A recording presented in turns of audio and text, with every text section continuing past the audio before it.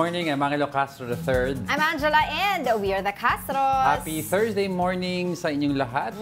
Ano ba mga bago ngayon? October 10 ngayon, 10-10. Ay, nako, add to cart. Oo, pengin pang add to cart. Add to cart day po ngayon. Madami pa tayong pag-uusapan. Pero medyo humuhupa na yung mga ibang kwentuhan. Oo, tungkol sa ano. Kasi yun nga, natapos na yung filing of Certificate of Candidacy. Correct. Pagde-declare na lang ng COMELEC ng mga official candidates, yun ang inaabangan natin. Sino yung mga sinasala nila yung mga nuisance, yung mga walang intent to serve, mga hindi qualified. Oo. Tapos, ano pa mga pag-uusapan natin na makakasama definitely sa ating countdown? Madami of course, pa yan. Yung pagbisita ni Pangulong Bongbong Marcos sa ASEAN Summit, no? Yung pagdalo niya doon, rather. At sa ASEAN Summit sa Maylao. Ayun. Diba? Marami siya. Pero yung ano natin, ang brunch natin ngayon ay a dose of high sugar for this morning. Dami daw. Iisa na lang daw kasi kahapon yung kasant natin Binugbog naman tayo ng food. Meron tayong taho, of course, a Filipino staple. Si Manong taho sa baba with langka. Yung tamang super taho. sarap. Yung tamang taho. Yung putong malaki. Mainit ka. And of course, crinkles galing kay Daniel. Yung intern natin dito. Lagi nagdadala ng food yan dito. Okay, we're serving you news in a countdown. All that before your second cup of coffee. This is Brunch. Starting our countdown with some good news. More Filipinos were hired and joined the labor force in August. Based on the latest report of the Philippine Statistics Authority, or PSA, the unemployment rate is now at 4%. This is lower than 4.7% in July and 4.4% in August of last year. PSA said the jobless rate decreased to a 2-month low because of the significant influx of women getting a job.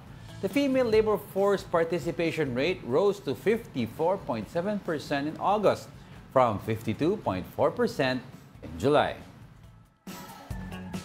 Yun. Magandang balita yan. Yeah. Diba? Kasi kung tumaas yung...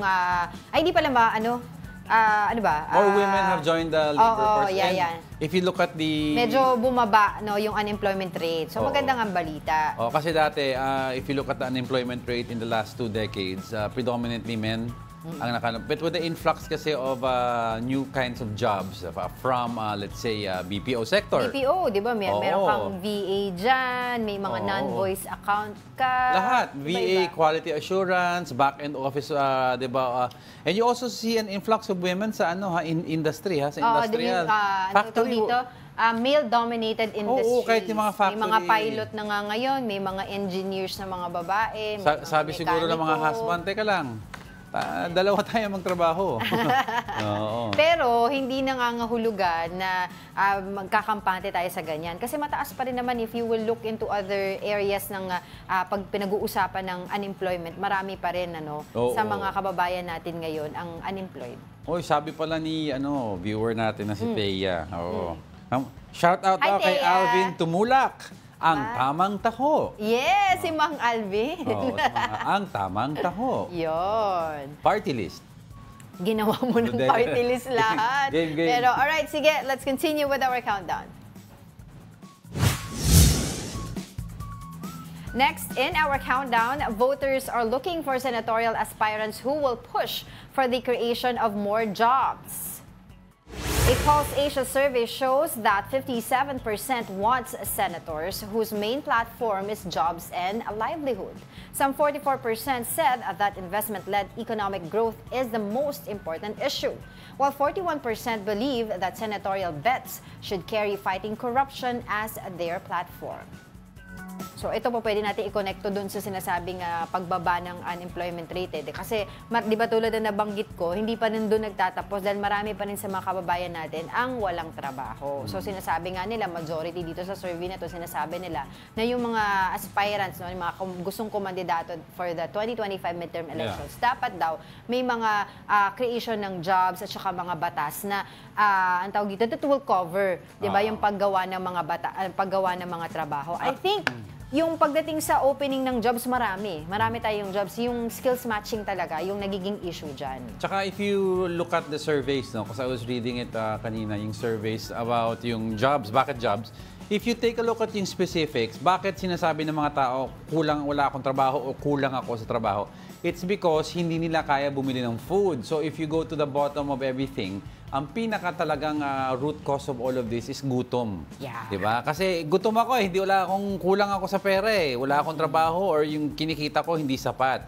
So, yung two things na yun must be addressed. Oo, you have a job. Yung job mo ba enough pag-tustos sa mga pangangailangan mo? Number two, are the prices of commodities and goods low enough na kahit mababa ang sweldo mo sa job or entry level ka, makaka-afford ka ng decent food. So, yun ang top two things ang ano. If you remember, si PBBM won without debates, and he won because most of it in platform niya was pababain ang presyo ng bigas. Oo, Food sinabi days. niya, di ba, 20 pesos na per kilo na But bigas. that resonated with Filipinos eh. Food ang kailangan namin, pagkain. Oo. Kasi we came from 6 years of a drug war, and we also came from that 6 years na may pandemic pa. Oo, na talagang nabuhay yung tao lang sa ayuda, di ba? So, dito na bago tayo mag-move forward, nakasabi dito, some 44% the investment-led economic growth is the most important issue. Kasi pag may mga investment ka, maraming creation of jobs dyan. Yes, oo. Di ba? Alright, sige, let's continue with our countdown. Landing in the 8th spot is the recent Times Higher Education Report. The top universities in the Philippines remain in the lower half of the THE World University Rankings. Ateneo de Manila University remains as the best university in the country, but it only remained at the 1,000 to 1,200 bracket. It is followed by University of the Philippines in 1,200 to 1,500 bracket. In the next ranking are De La Salle University, University of Santo Tomas, and Mapua Institute of Technology at 1,500 plus bracket. Joining the rank is the newcomer Mindanao State University Iligan Institute of Technology. The University of Oxford in England retained the top spot for the 9th time, while the Tsinghua University and Peking University in China are the best Asia universities in the world. Oo, pero bumaba pa rin kahit yung Ateneo pa rin yung number 1 as compared dun sa 2024 na ranking nila. Yeah, actually even if Ateneo daw is still the best in the country, out of the local schools dito sa Philippines, Ateneo had the biggest drop pa rin. And the other schools like you have UST, DLSU, UP, nag-drop pero very little na lang ang drop. So if the trend continues daw, baka magkumpul-kumpulan sila doon. Oo, if you can see it sa yung ranking niya, medyo mababa pa rin eh. Pero yun nga, if you will see the headlines ng mga ibang mga diary, iba-iba. Yung sa kabila nakalagay PH ranks low pa rin. Tapos sa isang dyaryo, Ateneo tops, yung gano'n. Parang depende lang yan sa sa angle mo eh. Pero if you ask foreigners pa rin daw, yung value for money na education, the Philippines is the best. Although medyo mababa ang mga ranking ng schools, it's not as bad. But for the amount of money they are paying, they're getting quality, top-notch quality education. Dahil subukan mo mag-aral sa ibang country dito sa Asia, ang mahal daw ng tuition fee. And so, it's not that totoo. So nakapaloob dun sa research nila, of course, lagi naman natin ito pinag-uusapan, yung quality of education, di ba? Yung research, diba, availability ng isang campus, ng isang university, and of course, yung environment also. At saka yung research, yung research department nila, yung how they make published papers. Inamin naman Ateneo, remember that time, yung one of the rankings also na hindi naman kasi nila dedicated sa ganun klaseng education. But then again, all of these schools will try to improve it daw. Pero nakita natin, merong nakasama dun sa usual, di ba, na after ng Ateneo, you have UP, you have La Salle, you have usual UST, suspects. pero may nakasama dun Mindanao. Mindanao. Di ba? Even Mapua was there. Di ba? Alright, sige. May sasabihin ka, Jag? Signal TV and radio shows and our radio shows are making waves at the 46th Catholic Mass Media Awards. Woman in Action is nominated for Best News Magazine. Julius and Tintin para sa Pamilyang Pilipino for Best Talk Show and Public Affairs Program. Feast Story for Best TV Special. Kitty Explorer for Best Children and Youth Program. And Freedom Boat for Best Special Event Coverage. For radio, Sa Totoo Lang is among the finalists for Best News Feature. Sana Lord for Best Drama Program. And Ted Filon and DJ Chacha for Best News Magazine, Public Service, and News Commentary. Yes! Yes! Congratulations! Alam mo, mapahanay ka pa lang dyan bilang finalist isang karangalan na yan. Kasi alam mo, sinasala talaga. Yun lahat ng shows na yan. So siguro more or less, magkakaroon tayo ng mga 7 to 8 pizzas. Sana mapadala dito at may hain din natin dito. But nonetheless, congratulations sa atin lahat. Diba, ma-nominate pa lang talagang karangalan na yan pag nanalo pa. Prestigious si MMA pa yan. One of the oldest award-giving bodies. Congratulations and good luck, syempre. Coming up, are there more Alice Gos in the Philippines? A senator fears that more Chinese citizens are holding local positions. And the supposed political party of Pastor Apollo Kibuloy denies signing his certificate of nomination and acceptance. Nako po, nagtuturuan na kayo. Sabi daw niya, mag-i-independent na lang daw siya kung ayaw sabi naman ng Comelec, isama nung na to sabi ng Comelec, pwede naman daw yan. Pwede naman mag-independent. Yun lang nga, bakit naglagay ng partido, hindi ka makasali pala. Mamaya, hold your thoughts. Pag-uusapan natin yan. We are just getting started, mga kapatid. More of our top 10 news when brunch returns. Keep it here on One News.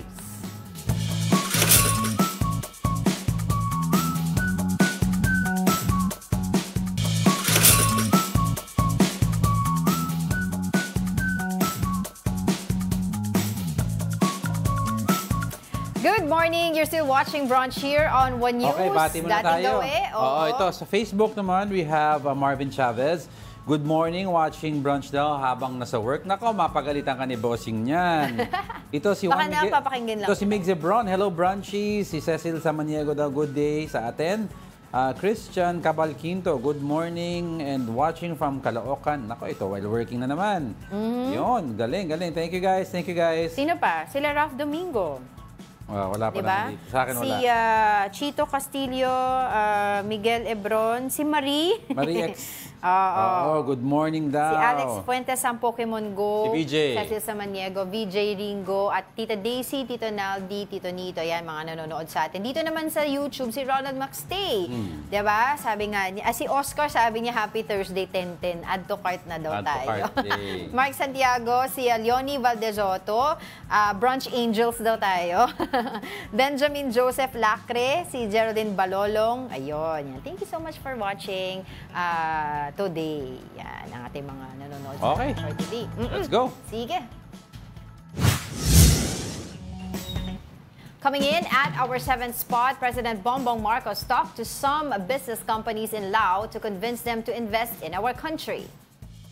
Marcos said in the ASEAN Business and Investment Summit yesterday that the government is improving the trade, transportation, and digital infrastructure of the country. He also assured them of laws that will incentivize foreign investors. Before this, Marcos had an online meeting with his cabinet to discuss the repatriation of Filipinos in the Middle East. This is after Israel launched an airstrike in southern Lebanon.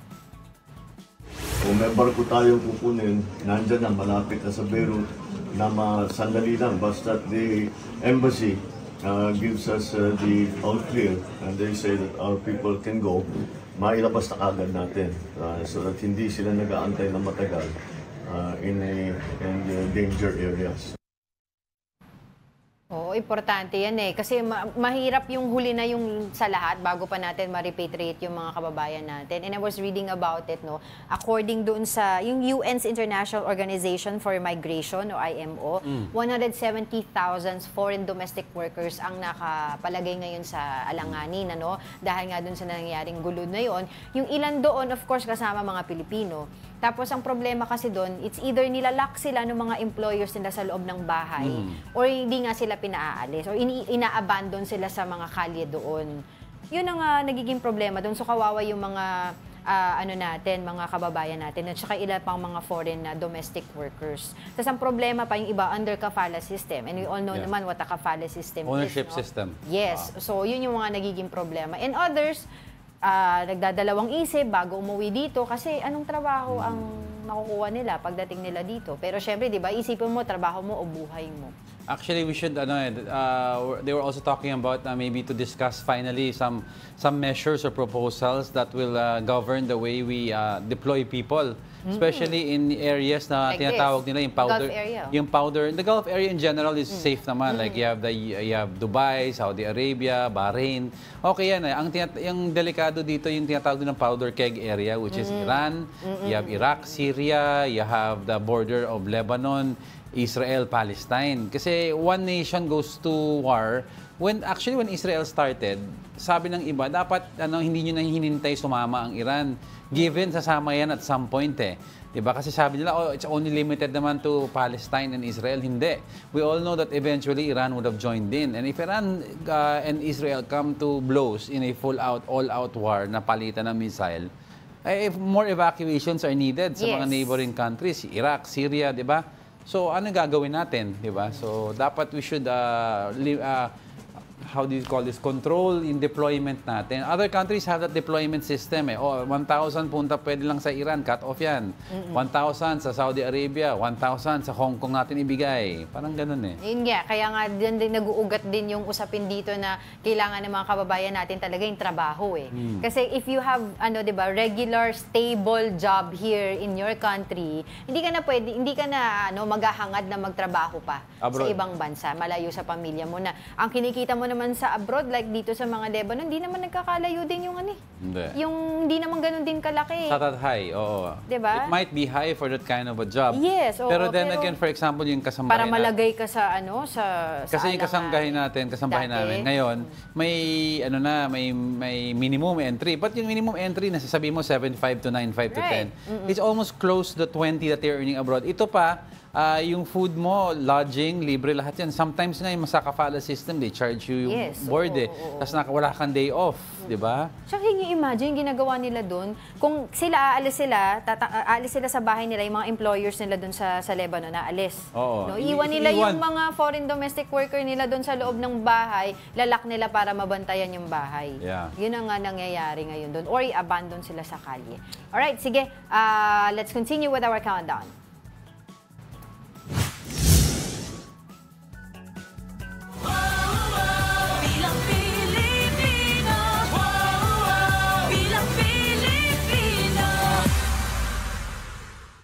On our sixth spot is about Las Piñas Representative Camille Villar. The senatorial aspirant insisted that voters are still empowered to choose their candidates despite the presence of numerous political dynasties. In an interview with 1PHS Sa Totoo Lang, the daughter of Senator Cynthia Villar and sister of Senator Mark Villar said that voters chose to elect them based on their performance. Villar added that the members of political dynasties can still lose the elections if people do not like them. If elected, Villar is the fourth member of the family to enter the Senate after her mother, her brother, her father, former Senate President Manny Villar.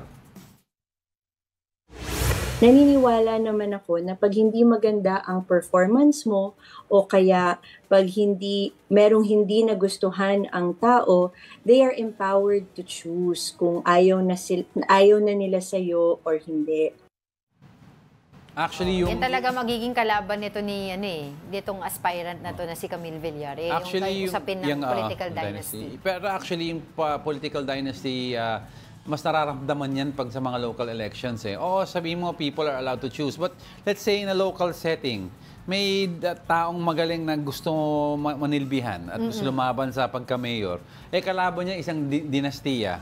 Di ba, na madaming pera. Kahit sabihin mo ng people are allowed to choose, if you don't have enough funds to run a campaign para makilala ka ng tao, kahit napakagaling mo pa, talo ka. Yan ang sinasabi nila about yung political dynasty.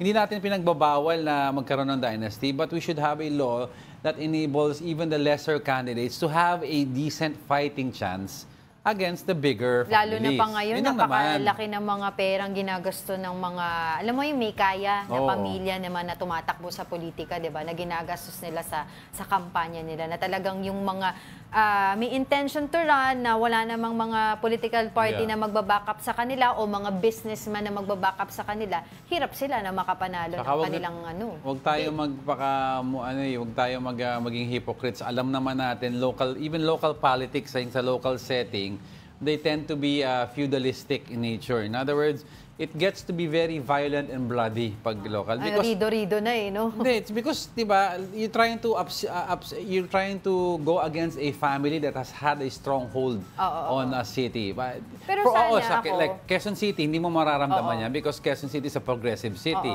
But let's say, let's go down south, di ba?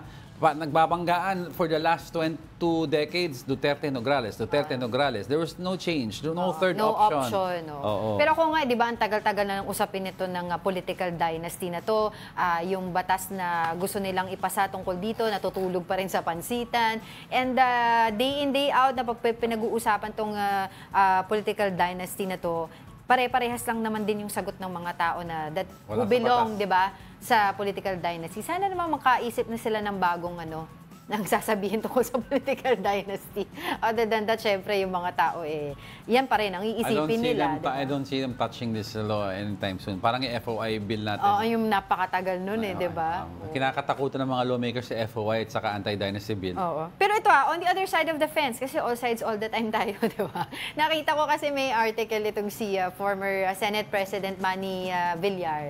Syempre, naman expected naman yun na pagtatanggol niya yung anak niya. Diba? So, dahil nga sa political dynasty issue. Pero gusto pa natin pag-usapan, but marami pa tayong gustong itakal dito sa ating countdown. So, let's continue. Coming in at our top 5 is Luke Espiritu. The senatorial aspirant believes that political clans are no longer a challenge in the elections. In an interview with Storycon, Espiritu said the emergence of labor leaders in polls signals a shift in the Philippine politics. With this, he believes that this trend will continue and people will start looking into their advocacies. Espiritu is running for senator under the Partido Lakas ng Masa Party. The very fact na maraming mga labor leader na tumatakbo at napapakinggan dito sa ng eleksyon, it points to a new development. Dati hindi ganyan Dati hindi pinapansin ng mga tumatakbo galing sa basehang sektor. Another lawmaker who is trying to cross from the lower house to the Senate floor. We're going to talk to ACT Teachers Party List Representative and Senatorial Aspirant Franz Castro on the line. Good morning po, Congressman. Good morning, Angela and Diego. Sa inyong mga taga-subaybay, magandang umaga. Thanks po again, Congresswoman, for joining us today. Kumusta po yung plano natin sa ating pangangampanya bilang senador po this time around? Well, kami ay may slate na, yung Makabayan Bloc, 11-man na senatorial candidate. So kami po ay nag-unite para magkaroon ng isahang kampanya. Pero may mga individual din. So katulad ko, 'di ba, ang advocacy natin ay yung sa education. Right. So tayo po ay talagang magko-concentrate, magpo-focus doon sa education sector na mga voters po natin, mga teachers, mga education workers, some students. So, yun po yung focus natin doon sa pangangampanya. Okay. So, siyempre, ang dala-dala natin, yung sa mga advocacy ko sa education, like yung sa mga teachers po, yung pagtaas ng sweldo, yung mga benepisyo, at saka yung, siyempre, yung pag-attain natin noong kalidad na edukasyon. Kung ito mga advocacy nyo na gusto nyo isulong, ano po pagkakaiba kung nasa Congress kayo or nasa Senado? Madami po nagtatanong, medyo doing well naman daw po kayo sa lower house. Ano po pagkakaiba pag nasa upper house kayo? Yes, so pag mayroon kasing representasyon ng teachers and education sector sa Senado, may talagang magpupush nung ating mga education sector na mga panukalang batas. Kasi katulad ngayon, marami tayong mga panukalang batas na nabinbin doon sa Senado.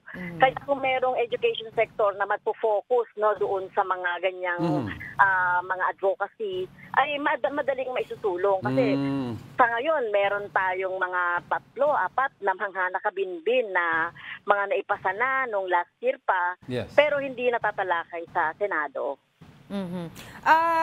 Representative Castro, I wanna ask po, no, kasi dun po sa recent survey na binalita din po namin dito sa aming programa, sinasabi po ng mga karamihan po sa mga kababayan natin ngayon, gusto po nila, ang tinitignan nila sa mga aspirants, no, ay yung mga may plataforma tungkol po sa pag-create ng trabaho, no, pag-create ng job creation laws.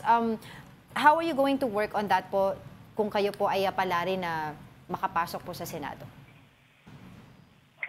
Well, policy po talaga yung problema natin sa ngayon. No, kung paano tinitignan ng gobyerno yung pagki-create ng trabaho na ano talaga, no, na permanente, trabahong magkakaroon ng sufficient, no, na para sa pangangailangan ng ating mga kababayan. Kaya dapat na tayo magpasa ng batas na magpapaunlad ng ating mga industriya. Like halimbawa sa transport na lang, tignan natin yung paggagawa ng mga jeepney, yung mga modern jeep. Kayang-kaya naman natin yan. So kailangan natin magpasa ng batas, no, para palaguin yung ating yung ating industry dito sa paggawa ng mga sasakyan. Pangalawa, agrikultura. No, kailangan mag-focus tayo sa production ng ng ating mga agricultural products. Hindi tayo mag-i-import kasi ang policy ng gobyerno kasi ngayon import ng import. Yun ang nagiging yung nagiging solusyon na lang kapag nagkukulang magi-import pero hindi tinitignan yung suporta, kakulangan ng support doon sa ating mga magsasaka. So, yan yung mga example sa pag-create ng trabaho. Ito matagal na nating advocacy. May mga bakante sa ating gobyerno na hindi pinipil-upan ng mga agency. So matagal nating ina-advocasya ito na dapat fill-upan, lalong-lalo na yung kakulangan sa teachers, kakulangan sa mga empleyado, sa iba't ibang mga ahensya. Okay, Kong Franz, na madami rin nagtatanong kasi nakita nila naman yung position mo, yung political position mo sa lower house. Pag palarin po daw kayo at nakaakyat po kayo sa Senado, saan po kayo papanig? Kasi sa ngayon may tatlong factions po. Meron yung, of course, yung admin, meron yung minority opposition with sila Congresswoman Risa Ontiveros, and meron din daw po yung Senator Risa Ontiveros, that's what I said. And also yung PDP po na kiniklaim nila na sila daw ang genuine opposition. Alam yata ang opposition sa ating political spectrum, no? Sa totoo lang, no, kung compare natin sa ibang mga bansa. Well, kami po ay mananatiling oposisyon ng taong bayan, no, at ang atin pong ipaglalaban yung makakabuti sa taong bayan. So dahil nasa minority kami dito sa most probably doon kami sa minority group. Okay. Okay. So nakita na din po natin, I'm sure you're aware of this, Congresswoman Castro, doon sa mga surveys na naglalabasan, and to be fair, wala po talaga po kayo doon sa mga mataas na numero. Ano po bang plano natin para ma-improve natin yung numbers, no, dito po sa mga nangyayaring senatorial surveys? Well, kasi mga survey awareness kasi yun, pinakikita yung awareness. So, nandoon pa rin talaga yung kaisipan ng ating taong bayan sa mga pagtingin doon sa mga kilala, sa mga rich. So, kailangan nating baguhin yan. So, kaya sinisimulan namin ngayon yung voters education sa bahagi ng mga teachers. So, tinitignan natin yung mga yung ating mga botante para maturuan natin, mag-guide sila kung paano yung pagpili ng tamang kandidato. So yung voters education. Pangalawa, yung continued na pagpunta sa mga sa paglubog doon sa masa o paglubog sa taong bayan. So yun po yung pinagsisikapan natin gawin po. Kong Franz, yung ano po mangyayari daw ngayon sa party list nyo? Sino po daw, tuloy po daw ang mga advocacy nyo kasi madami pong kinakabahan na baka mapabayaan daw? Well, kami naman ay hindi mauubusan sa Act Teachers Party List ng mga kwalipikado. Kaya meron po kaming other set, bagong set ng nominee sa ACT Teachers Party Yes, List. Una-una si former Congressman Antonio Tinio, babalik siya as our first nominee. Yung second nominee natin, a retired teacher from BARM. Tapos yung private school teachers po, si Dr. San Juan. So, marami po kami, 10 po yung ating pwedeng pumalit sa amin. Kung yung ano daw po, yung usapin tungkol dito po sa plano na ma-impeach itong o impeachment complaint versus sa VP Sara, is that actually true? Or is it pushing through? Well, meron kaming na babalitaan may mga post-oriented group, mga iba't ibang mga organisasyon katulad ng Bayan na nagda-draft ng impeachment complaint. Kung ito po ay darating sa Kongreso, mabe-verify at ma-endorse namin kasi galing ito sa People's Organization. Okay, sige. Patuloy po kami makipag-coordinate sa inyo tungkol sa issue na yan. But for the meantime, maraming salamat po ulit sa inyong oras. That was the ACT Teachers Party List Representative and Senatorial Aspirant Franz Castro. Thank you so much po. Thank you po. Thank you. Okay. All right. Sige, let's continue with our countdown. Coming in at our top 4, new Interior Chief John Vic Remulla vows to shut down all POGOs, including the one in Cavite by the year end. Now here's the report. As far as I am concerned, I will get all the list of POGOs and I will personally lock them down one by one, personally. Lahat sila. That's the promise of newly minted Interior Secretary John Vic Remulla. He replaced Benhur Abalos, who will run for senator in the upcoming elections. Remulla says he will close down all POGOs by December as ordered by President Marcos. That includes the Pogo Hub on Island Cove in Cavite, which was a former resort owned by his family. Kausap ko na sila kahapon dahil because it's in my home province and the property used to be owned by my family. They will close down December 15 for good. Meanwhile, Remulla says he will look into the organizational structure of the PNP. I think we have to flatten it a little bit. Ang bigat sa taas So many generals, so many layers. I think we can do with less. He also plans to implement a merit-based system in the police force. You cannot demand a perfect situation with an imperfect institution. So we have to start with cleaning up shop. I want to remove the politics from the PNP. I want to make it a merit-based system on who gets promoted and who doesn't. Nangyayari kasi ngayon, palakasan Remulla also assured DILG employees that no major shakeup will happen for now. Well, maganda naman yan, plano ni SILG about there are too many generals. He just has to be careful on how he does this because iniiwasan natin magkaroon ng mga disgruntled officers within the ranks, no? Kasi alam naman natin also, sa mga generals, if you were the, PNP chief ka, yung mga next in line mo, usually pipiliin mo dyan or ipopromote mo dyan, yung mga taong pinagkakatiwalaan mo. Right. At alam mo paano magtrabaho, di ba? Kung hindi fit naman sabi mo, merit-based system tayo, okay, magaling to magtrabaho, pero is he fit with your leadership style? There's that question. That's why in the first place, meron din a specific how it's done in the PNP. Ngayon, meron silang yung tinatawag na yun, placement, Senior Officers Placement and Promotion Board. Yes, oo. Para pero okay yung ginagawa ni SILG, it's trim the fat para at least yung mga magagaling na officers natin may chance. Oo, isa pa dapat na bantayan niya dyan, yung mga pulis na nagiging private army ng mga politiko.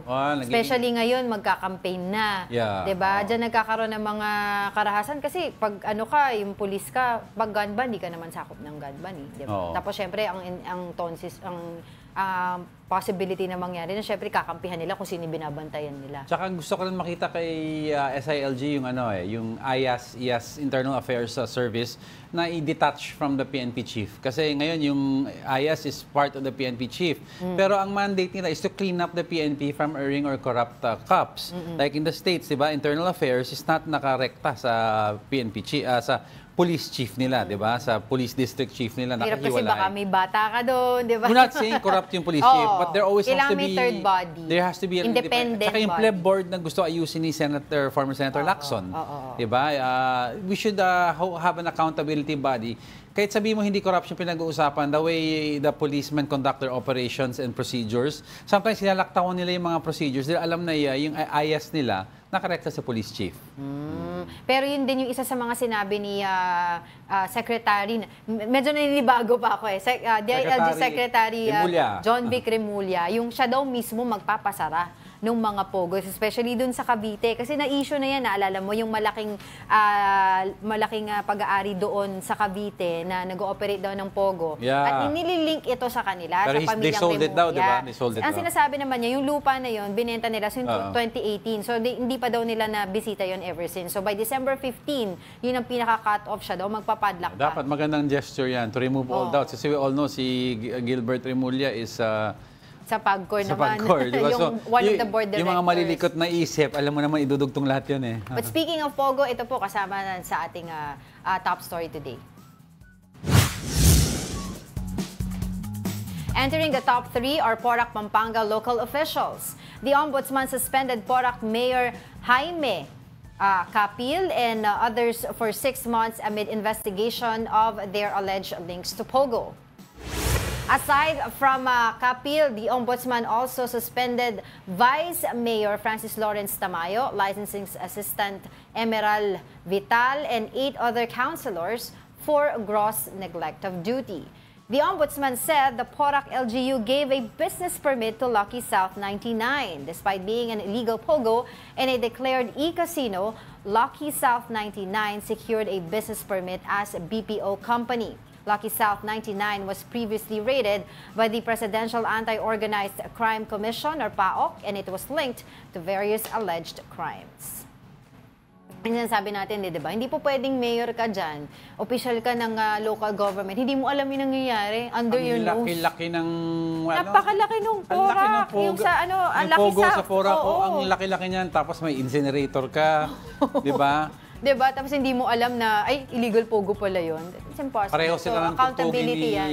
ni Mayor Alice, oh? Sa Bambantarlac. Yung municipal hall. Hindi kayo ng Yung municipal hall nasa harapan ng kahit nasabihin mo pang hindi ka talaga kasama dyan, accountability yan. Kasi ikaw yung mayor dyan eh. Ikaw yung official dyan. The buck stops at your office. Oo. Okay, don't go away because we're not done yet. Ilan pa tayo? May dalawa pa, so stay with us.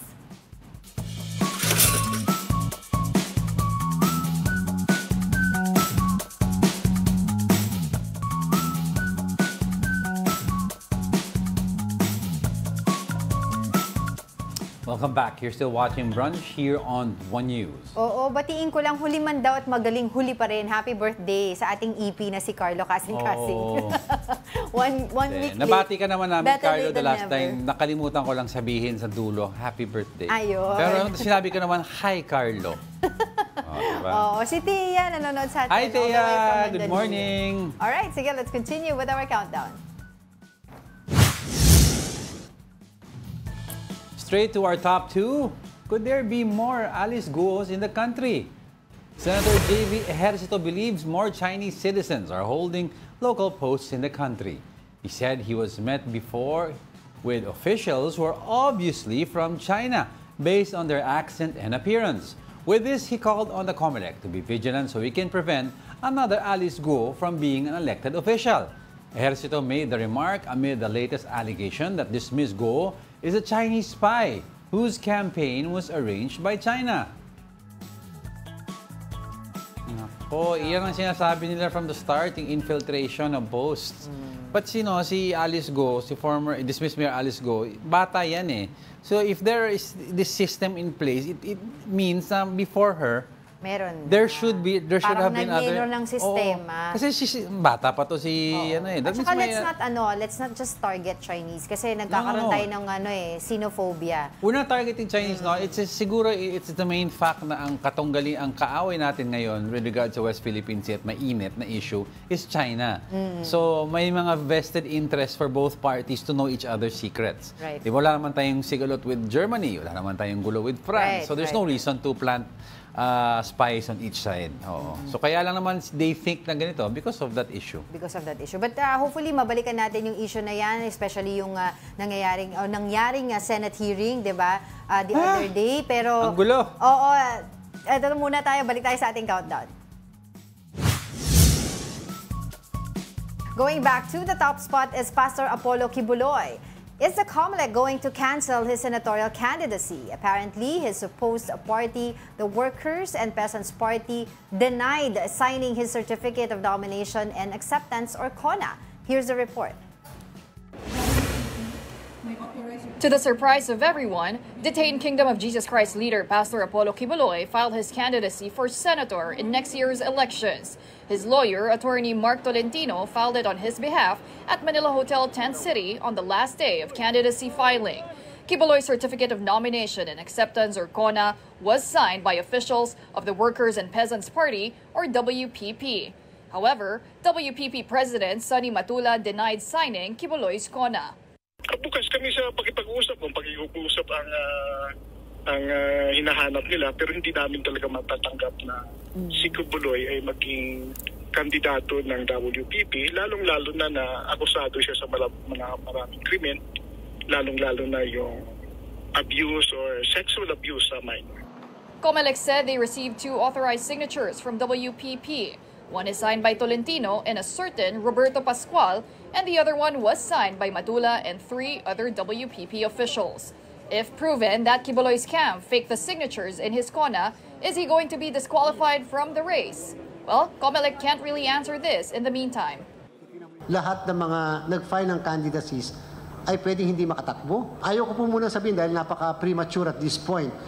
Kung ang problema lang naman ay CONA, I doubt po preliminarily kung yan ay magiging basihan ng pagka-cancel. Kibuloy's camp insisted the signatures are authentic, but to avoid further conflict, they will plan to submit a manifestation of declaring Kibuloy as an independent candidate. Legitimate officers of the WPP, but kahit na kung assuming na parang hindi madami si Pastor sa gulo na yan, Pastor is willing to run as independent. Anyway, maging guest candidate naman siya na malaki mga partido, wala pang problema yan. Meanwhile, Matula will file a petition to cancel Kibuloy's CONA next week. Dalawa na lang naman talaga yun. It's either fake yan or meron silang loose paper na may pirma na ni attorney Sonny Matula. Authentic signature naman daw diba? Pero hindi authorized signatory daw. Anyway. All right, to talk more about this, we have UP Political Science Assistant Professor Ranjit Rai. Good morning, Prof. Thank you very much for joining us this morning. Prof, audio po. We can't hear you. Okay, yeah. Ayun. Thank you for inviting. Yeah. Thank you. Good morning to everyone. Good morning. Nako, Prof. Of course, I'd like to get your reaction with regards to what's happening sa pag-file ni Kibuloy sa candidacy at as controversy surrounding it. Well, I don't have all the data yet with me, and just like the COMELEC chair, it's really premature to comment on it, except to say that the party that he's supposed to be affiliated in is not clear whether they've endorsed him or not. His options is, of course, to run as an independent. And of course, in our own judicial system, you're innocent until proven guilty. So, which means he can actually file his candidacy, and he can run for the Senate. Of course, will people vote for him is a bigger issue, and maybe that is also the issue in this coming election. There's so many controversial candidates that have filed their own certificates of candidacy. So, it's up to us voters to vote for them, or not to vote for them. Opo. Professor, COMELEC nga po sinabi po nila na it is likely na ito po si Kibuloy ay ma-disqualified base doon sa kanyang SONA. Yung reaction niyo po, CONA rather, and yung reaction niyo po dito, and then are there any other possibilities or avenues na po pwede siyang ma-disqualify? I'm not an election lawyer by training, but there are technicalities that can be utilized. If there are fake documents and all of these things, but it's premature not to comment because we don't have data. Number two, we're not privy to whatever has been filed, and that I'm sure the COMELEC will study all of this and will provide a fair judgment on the case, no, if there is actually a case. The option is, of course, to run as an independent. So that's the as long as the certificate of candidacy is correct and you know it is in compliance with the rules. I don't see really any big technicality, why he can't run. But of course, we're not privy to the details, the actual details, and I think it's premature really to comment on, except to say, he's a very controversial candidate, and is someone who probably will be in jail while the campaign is ongoing. Okay, and so this is something that voters can reflect on, if they're going to choose him or not. Professor, now I'd like to shift a little and talk about one of the issues hounding this coming midterm elections. Nag-resurface po ang issue about political dynasties. In the past, medyo negative ang connotation nito sa public, pero we've seen a positive, somewhat parang half positive, half negative remark about political dynasties. Ano po ang take natin dito? And there's also been pushback from certain candidates about this. Case in point, we have several senators filing in the Senate, di ba? Na if ever, we have 3 Tulfos po sa Senate. We also have sila Vilma Santos and Lucky Manzano. We have the Villar. So, where do you think medyo naging, for some Filipinos, naging hindi na masyadong negative ang political dynasty? Well, personally, I'm not a supporter of political dynasties. I think we really need to develop a strong party system. We need to bring to the ballot candidates that are really qualified, okay, who stand for principles, platform, or program of action, or who belong to parties that represent distinct ideologies. But on the other hand, the reality is, over the last, the greater part of the history of our country, we really had only political dynasties, political families, and I don't think there's anything new with what we have today. As regards to it's more continuity and change rather than change, as far as our politics is concerned. It's always been dynasties. There's nothing new. I don't also believe that it's intensified. It's still the same. In fact, when you look at nobody can even claim it's intensified because the number of people who are less than last election, and much less than 2 elections ago. So what we have is a continuity of traditional Philippine politics, which is clientelistic, familial, highly nationalistic. So there's really nothing. There's no change as far as that's concerned. I think what's important for the media and individuals like us, citizens, is to look at the few examples of change emerging. We have a robust, progressive block of politicians who are now decided to come out with almost a full slate. And these are the progressive groups. There are lots of them. Okay, from the left. I think that's what's new in this particular midterm race. Whether they'll win or not is really up to us, But of course, the underdogs here, because traditional politics comes with lots of resources. Okay, but that's some individuals. There's some names that have cropped up. So what we should be focusing on, what has changed rather than what has remained the same. Yeah. Prof, it's good that you mentioned nga yung mga, we have options right now because sabi nga dito niya, isa sa mga aspirants, si Duque Espiritu, ang senatorial, sabi daw niya, he believes that political clans are no longer a challenge in the elections. Do you believe that? So, siguro base na rin po sa mga studies ninyo, sa mga surveys na ginagawa nyo, and also kasi merong survey din po na lumabas na majority of the voters daw po this year are Gen Zs, from the Gen Z. So do you think na magkakaroon po ng change or shift dun sa political landscape base dun sa survey na yun? Well, I don't know about that survey, but what we can share is Okta Research survey. And we've had a political preference survey since the first quarter of this year. And it's very clear now. The country is divided.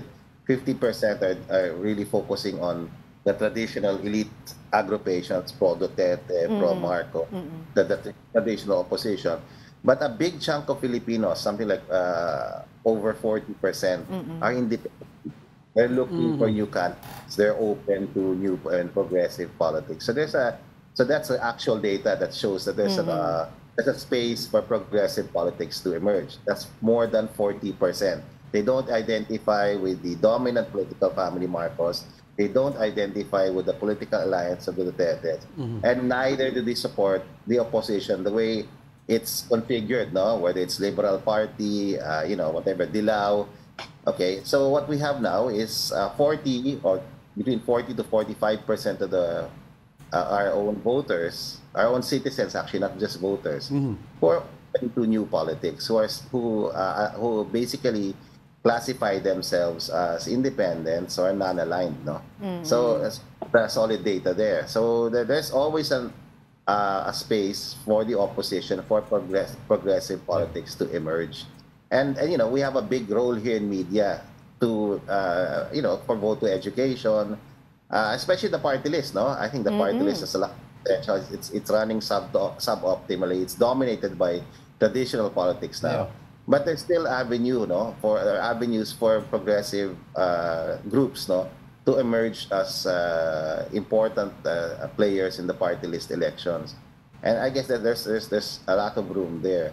At the local level, we have challengers now, no? Now, as to how easy or how hard it is, I wouldn't know that. What we do know is that there's a space for progressive politics to emerge.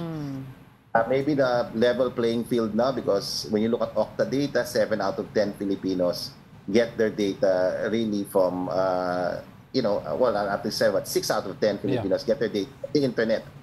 From all sorts, no? Facebook, YouTube, you aggregate that.